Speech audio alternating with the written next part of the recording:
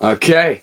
All right, everybody. Welcome to a short little video. Nothing major or massively important. Well, it is important, but not massively important in this video. We are now literally less than a few hours from the release of part three. Shout out to my Americans. You guys are all going to be enjoying it post midnight into the early hours of the morning. I get to wake up at 8 a.m. So just sorry. But it's crazy. It's very surreal to think that we're actually at the end of this show. What started as a little budding YouTube Red series spawned into this massive phenomenon that it is. At least to me, that's the way I see it. I think when people say that this show, and on a slight little tangent, people say the show's corny or this, that, whatever, by people who watch Love Island and people shacking up with each other. But when you want to watch something that actually teaches you life lessons and teaches you how to have fulfilling friendships and relationships and and nourish yourself as a well-structured emotionally intelligent individual, people look the other way. It's fascinating. It's always been fascinating to me. Sorry, went off on a tangent. But part three is dropping tomorrow, or in this case a few hours, and I wanted to take this moment to just reflect and say thank you to the cast and the crew. I have no doubt this will be a bittersweet feeling for them. This will be a bittersweet moment for all of us as fans, that we get to indulge in this story one last time. And I have no doubt that these next 5 episodes are going to blow everyone away, regardless of the leaks that are out there. We still get to see it unfold with the score and the transitions and the nuances and the performances. We get to see all of those cool things. And, once it's done, there's no more theories. Like there's no more theorizing. There's no more, will this happen or won't that happen, or will this character do this? There's no more of that. It's done. Like the show's over. It doesn't mean that spin-offs can't happen or a season 7 won't happen down the road, or that, if Karate Kid Legends does well, that other movies won't spawn from it. But as of right now and where things stand, this is the end. And, I think I've always been of the notion of, as much as I don't want it to go and as much as I will miss it dearly, I would rather it have a Return of the Jedi style ending than a Rise of Skywalker type of ending. That's always the way I viewed it, is that if you end it on Return of the Jedi, people are more inclined and more excited for a potential season 7 or spin-offs. Whereas if you end it with Rise of Skywalker, and arguably a shitter ending, an objectively flawed ending, then people's hype just goes way down, and it just doesn't give it much to go off of. Whereas with now, it's in a good place because you've got all the character arcs that are reaching their peak, and then you leave it in such a good position for when, if you announce a season 7, if you announce a spin-off, you've left it in a great place, and the torch has been passed. The new Karate Kid has the torch passed. The Johnny to his Daniel, the Daniel to his Johnny is right there beside him. Like you've established those roots and laid that foundation. And like I said in my most recent video, I arguably feel like the dynamic between both of these two characters, I prefer it more than Daniel and Johnny in a lot of ways, because it's growing from a place of strength. They're brothers. There's a different dynamic there. There's a lot of history, and they're young, so you can mold that, shape it, and you can grow with that. You can do a lot with that. So I have no doubt we're going to be shedding some emotional tears tomorrow. We're going to be shedding some happy tears, some sad tears, bittersweet tears.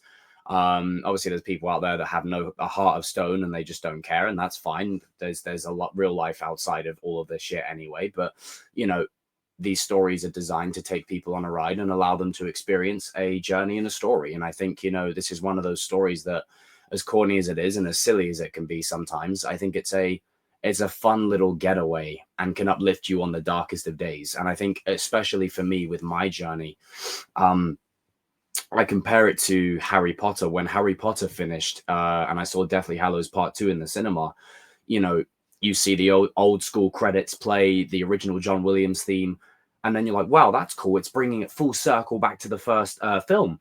But this was over the span of like 11, 12 years. And then the credits hit and you're like, oh, there's no more. That's it. Like there's a sinking feeling. It's like, oh, that was a freaking amazing ending. Oh, right. There's going to be a lot of that tomorrow. There's going to be a lot of that, and it hasn't quite dawned on me yet.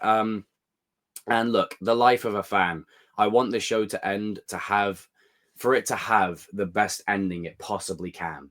But also as a fan, I don't want it to go away. Who wants it to leave? It's fun. Like, it's probably, obviously there's better shows out there, but in terms of fun, in terms of characters that I connect with, in terms of a story that I think reaches a lot of people across many different landscapes across the world, which I can now speak my truth on, is very legitimate.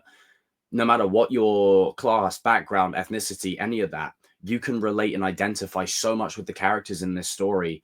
There's some journey or story for everyone here, and it's so powerful because you see yourself a little bit in every character. And I think at the end of the day, what's so great about this is, yes, it's the story of Johnny Lawrence and it's his redemption, but it doesn't shit all over the Karate Kid films, which people keep forgetting. Yes, the show may be called Cobra Kai, but the universe that it's set in, what universe is it set in? It's set in the Karate Kid movies. Without them, you have none of this. Like, you have to respect the legacy. Otherwise, you've got nothing. Look what the sequels for Star Wars did. They didn't respect anything. They just repackaged shit, sold it new, and then look where that ended up. With this, it feels, it feels authentic. It feels genuine. And to me, it joins the ranks of Top Gun Maverick, Creed. It fits into that category of 80s soft reboot, sequels, where it honors the legacy of the original while telling a brand new story and standing on its own merits. There's a lot of parallels in this show to the original movies, but it's not like, hey, do you remember this thing? Hey, do you remember that thing? It's more of like, hey, do you remember that thing? Look what this character's doing with it. It's cool. Stuff like that. And I think, from any interaction I've had with the cast at any of the Comic-Cons I've been to, whether that's Sholo, Tanner, Mary, any of them, shout out to them, because I know they secretly watch these videos on the sly. They can't say anything. Shout out to Brandon Lee that commented on one of my videos way back when. Shout out to Dallas. Shout out to Chiani, every single one of them, because they are honestly some of the most down-to-earth people I've ever met.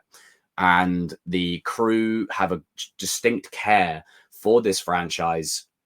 And you can tell that there's times during the story, especially in season 5, they're just having fun with it. It's like getting all of your favorite action figures and putting them together in a sandbox and just seeing what you can come up with. It's great, and I have no doubt part 3 is going to deliver tomorrow, and I'm looking forward to it. I'm going to miss this show a fuck ton. There's going to be videos, of course, that are for the next month, I'd say the next month. And then I'd say by this time next month, Cobra Kai will start fizzling out on my channel, and I'll be talking about it less and less and less. But as the saying goes, Cobra Kai never dies. I'm always going to be talking about it 50 years from now. And with Karate Kid Legends coming up, I'll probably talk about that a bit too. But I'm looking forward to getting back to pop culture in general. We've got great DC stuff on the horizon. Superman's upcoming. Aaron Pierre, my man, is Green Lantern. It's great. I'm looking forward to it. We've got a lot of good stuff coming up.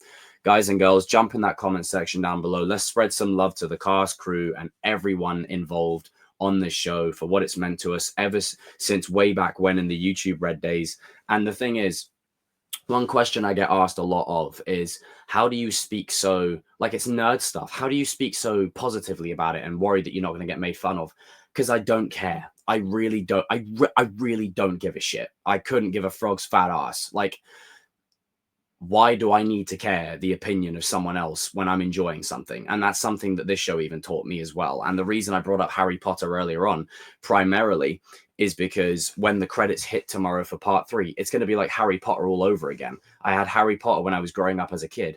And when I was going from young adult, I was 20, I believe. So I was young adult going into, like, obviously I'm 27 now. But I feel like I've spent the bulk of my 20s growing up with this show as well. I feel like there's a lot of that learning that I've learned from Johnny and Daniel and Chosen and Mike and all the adult characters too.